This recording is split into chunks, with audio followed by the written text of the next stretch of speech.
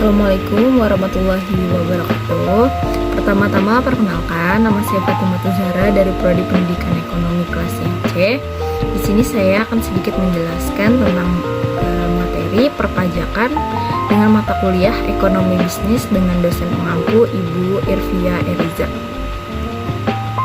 Video ini bertujuan untuk memenuhi tugas ulangan tengah semester.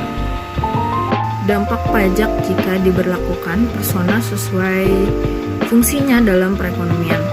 Menurut Farid, 2014, tarif pajak yang tinggi dan perubahan peraturan perundang-undangan pajak itu berpengaruh terhadap penghindaran wajib pajak, terutama wajib pajak orang pribadi dalam memenuhi kewajiban perpajakannya, sehingga akan mempengaruhi proses minimalisasi tax evasion yang dilakukan oleh wajib pajak.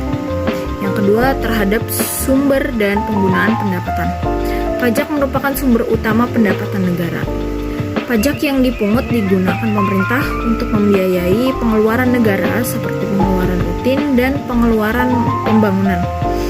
Pengeluaran rutin adalah pengeluaran negara untuk penyelenggaraan pemerintah yang bersifat rutin, sehingga menggaji pegawai negeri sipil, membeli peralatan kegiatan pemerintahan, membayar bunga pinjaman, dan sebagainya. Adapun pengeluaran pembangunan seperti pembangunan jembatan, jalan raya, gedung sekolah, dan sebagainya.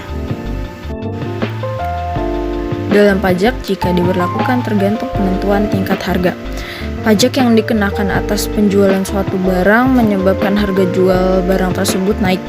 Sebab setelah dikenakan pajak, produsen akan berusaha mengalihkan sebagian beban pajak tersebut kepada konsumen, yaitu dengan jalan menawarkan harga jual yang tinggi.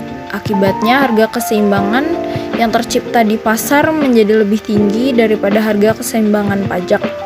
Di lain pihak, jumlah keseimbangannya menjadi lebih sedikit, tergantung pada tingkat proporsi pajak yang dikenakan. Pada tarif proporsional, saat pemungutan pajaknya, atas persentasenya akan tetap dan tidak terjadi perubahan terhadap keseluruhan dasar pengenaan pajaknya.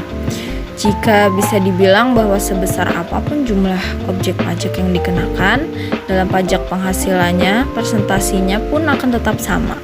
Dalam hal ini contohnya adalah adanya PPN sebesar 10% dan PPB sebesar 0,5% dari apapun objek pajaknya. Dalam buku Hukum Pajak 2016 karya Erli Suwandi dijelaskan bahwa tarif progresif yaitu tarif pajak yang presentasinya semakin besar apabila dasar pengenaan pajaknya meningkat. Selanjutnya tarif regresif, yang dimana saat pemungutan tarif pajaknya akan selalu tetap tanpa melihat jumlah dari keseluruhan dasar pengenaan pajaknya, sehingga tarif yang dikenakan besarannya sama bagi seluruh wajib pajak. Dan yang terakhir, tarif tetap.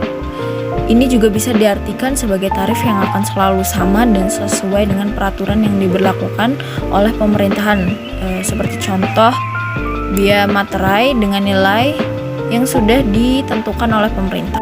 Sekian penjelasan dari saya, mohon maaf apabila ada kesalahan dalam penyampaian. Wabillahi taufiq wal hidayah. Wassalamualaikum warahmatullahi wabarakatuh.